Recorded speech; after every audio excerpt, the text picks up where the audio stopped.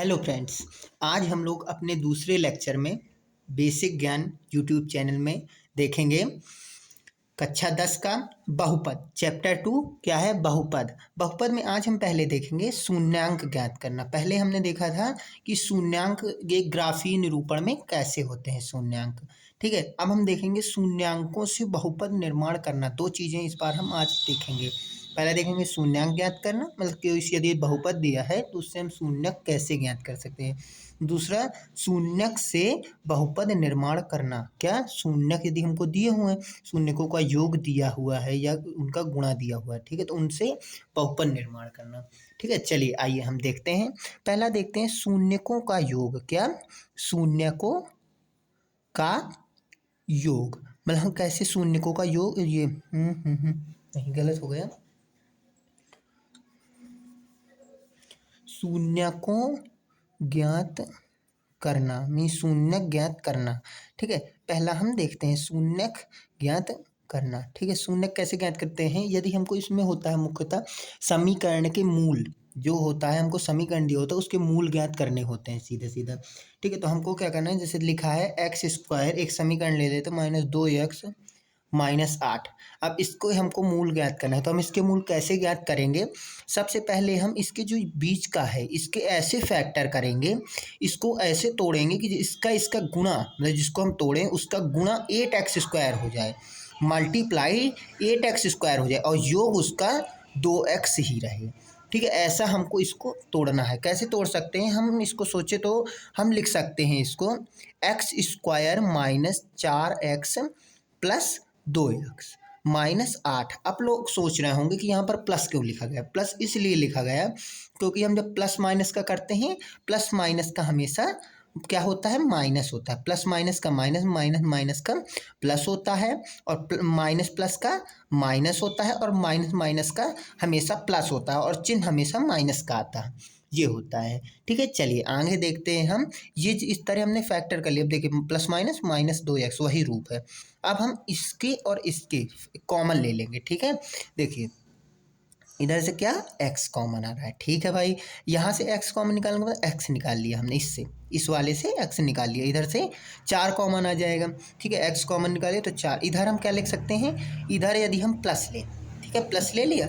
अब इधर से हम 2 कॉमन निकाल लें तो यहाँ क्या आ जाएगा x - 4, बस हमारा हो गया। अब हमको ध्यान ये रखना पड़ता है कि इस कोष्ठक के अंदर की जो संख्याएं हैं x - 4 और x - 4 ये हमेशा समान रहें। ये इनके चिन्ह भी समान होने चाहिए, संख्याएं भी समान होनी चाहिए। यदि ये अलग हैं तो हमारा वो क्वेश्चन गलत माना जाएगा। ठीक है, ये बाहर का कुछ भी हो सकता है, बाहर का हम एक बार उतार लेते हैं, बाहर में प्लस हो कोई परेशानी नहीं है। x + 2, अब इधर ले लेंगे हम x - 4 = 0। इधर भी हम =0 लिख सकते हैं समीकरण में। ठीक है, अब हम यहाँ से ही बस समीकरण के मूल निकाल लेंगे। x + 2 = 0 रखने पर, x + 2 = 0 रखने पर क्या आया, x = -2, पहला ये आ गया।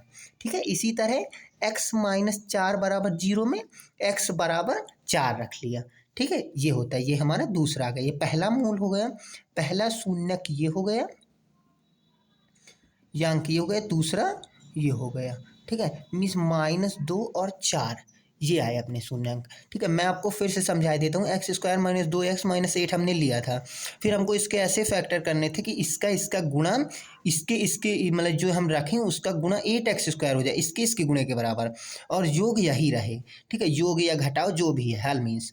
ठीक है, फिर हमने इसको x² - 4x + 2x में -8 में तोड़ा। ठीक है, अब क्या करेंगे, x हमने इधर से कॉमन ले लिया इससे, और इधर x - 4 आ गया, प्लस 2 इधर से कॉमन ले लिया, x - 4 आ गया। ठीक है, यदि आपको कॉमन लेना नहीं आता तो मैं आपको कॉमन लेने का सबसे तरीका समझाता हूँ। जैसे 2x है, ठीक है, अब 2x में आपने x बाहर लिया, ये 2 बाहर लिया, तो अब 2 का सीधे सीधे इसमें भाग लगा दो तो आ गया x।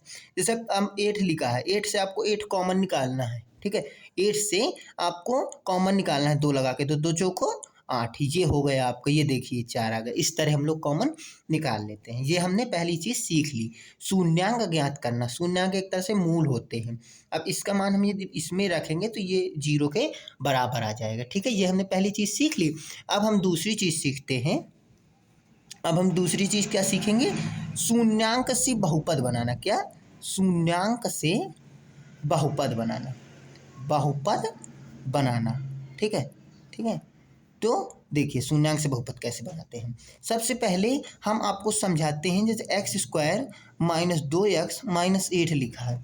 ठीक है, तो इसके मूलों का योग कितना होगा, क्या मूलों का योग हम आपको समझाते हैं। ठीक है, जैसे कि हम मूलों का योग देखें तो सबसे पहले मूलों का योग होता है अल्फा प्लस बीटा। ये मूल हो गए अल्फा बीटा। ठीक है, अल्फाबेट बीटा। ठीक है, इसको हम मानते हैं माइनस बी अपान ए। मैं आपको अभी बताता हूँ कि इसमें माइनस बी और ए क्या है। ठीक है, इसी तरह गुणा जो होता है अल्फा बीटा वो होता है सी अपान ए। इसकी तुलना हमेशा a x square plus b x plus c से की जाती है। एक x square plus b x plus c से की जाती है। ठीक है, ये अल्फा प्लस बीटा, ये अल्फा बीटा बराबर सी अपॉन ए हो गया।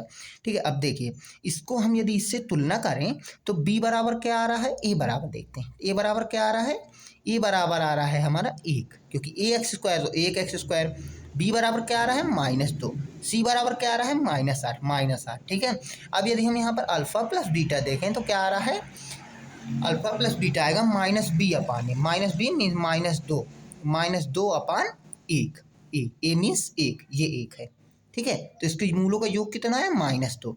अब मूलों का गुणनफल देखें, जैसे अल्फा बीटा, तो अल्फा बीटा क्या आएगा सी अपान ए। सी कितना है -8, इसको हम चिन्ह सहित ही लेते हैं।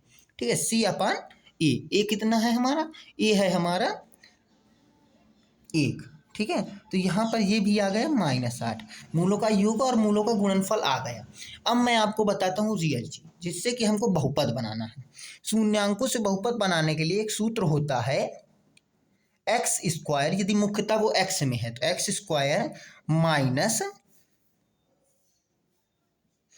स्क्वायर माइनस मूलों का योग, क्या मूलों का योग, माइनस इधर पे लिया जाता है। ठीक है, और प्लस अल्फा बीटा। यहाँ अल्फा प्लस बीटा क्या होता है, मूलों का योग, और अल्फा बीटा मूलों का गुणनफल होता है, मूलों का गुणनफल होता है। ठीक है, ये अल्फा बीटा मूलों का गुणनफल होता है। ये सूत्र आपने पढ़ लिया, x square minus alpha plus beta x plus alpha beta. ठीक है, इस तरह। ठीक है, इसके बाद हम चलिए आगे चलते हैं। ठीक है, आगे चलने में हम क्या करेंगे, इतने में आ जाएगा। ठीक है, अब हम इधर पे देखते हैं इसके लिए। ठीक है, इसको हम कैसे निकालेंगे, हम एक्स स्क्वायर का एक्स स्क्वायर रख लेंगे जो हमने सूत्र पता किया था। ठीक है, उसमें सूत्र में रखने के बाद एक्स स्क्वायर माइनस मूलों का योग कितना आया था, मूलों का योग आया था हमारा -2।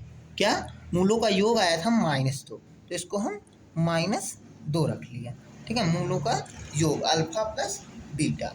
ठीक है, फिर इसके बाद मूलों का गुणनफल, मूलों का एक्स आ गया। ठीक है, मूलों का गुणनफल हमने क्या लिया था, इसका माइनस बी अपॉन ए होता है। क्या माइनस बी अपॉन ए, माइनस बी तो हमने लिया ही नहीं, हमने केवल बी लिया, तो इसमें माइनस बी ले लेंगे। ठीक है, ध्यान रखिएगा, थोड़ी यहाँ पे मिस्टेक हो गई, इधर पे हमको माइनस बी अपॉन ए लेना था ना, तो माइनस बी होता है, तो बी हमने क्या लिखा था -2, तो ये माइनस माइनस का प्लस हो जाएगा। ठीक है, तो ये इधर पर प्लस हो गया। ठीक है, +2 आ गया उत्तर, क्योंकि हमने इसको हमको माइनस बी अपान ए ले लेना था, हमने गलती से बी अपान ए बस ले लिया था। ठीक है, इसलिए है, कोई नहीं, इसको हमने इतना लिया, फिर इसके बाद प्लस प्लस क्या करना है, मूलों का गुणनफल, मूलों का गुणनफल कितना है -8 बराबर 0। ठीक है, इसलिए मैं इसी क्वेश्चन से बता रहा हूँ कि आपको जब वो ही उत्तर मिल जाएगा तो आपको क्लियर हो जाएंगी पूरी चीज़ें। ठीक है, चलिए अब हम आगे इसको सॉल्व करते हैं, तो यह आ जाएगा एक्स स्क्वायर माइनस 2x, क्योंकि प्लस माइनस का माइनस ही होता है, हमने ऊपर आपको बता दिया है, प्लस माइनस का माइनस होता है, -8 बराबर 0। इस तरह करते हैं। ठीक है, ये हमारा उत्तर हो गया। ठीक है, इधर पे एक्स स्क्वायर माइनस जे वाला। अब देखिए एक्स स्क्वायर -2x -8, यही आया ना उत्तर हमारा बहुपद निकाल के, इसी से इन शून्यांकों को। अब देखिए हमने समीकरण यही लिया था, एक्स स्क्वायर -2x -8 बराबर 0। ठीक है, तो अब हम समझ गए हैं कि हमको मूलों का योग और मूलों का गुणनफल कैसे निकालना है। ठीक है, योग और गुणनफल हमने निकालना सीखा, शून्यांक निकालना सीखा, और शून्यांकों से बहुपद निर्माण करना सीखा। ठीक है, आप ये सूत्र जरूर याद करे रहिएगा, x square minus alpha plus beta x plus alpha beta. ठीक है, थैंक यू। यदि वीडियो अच्छा लगे तो लाइक शेयर एंड सब्सक्राइब कीजिएगा और चैनल को ज़्यादा से ज़्यादा सपोर्ट कीजिएगा और आपकी जो भी क्वेरी हो उसको आप पूछ सकते हैं कमेंट में। Thank you.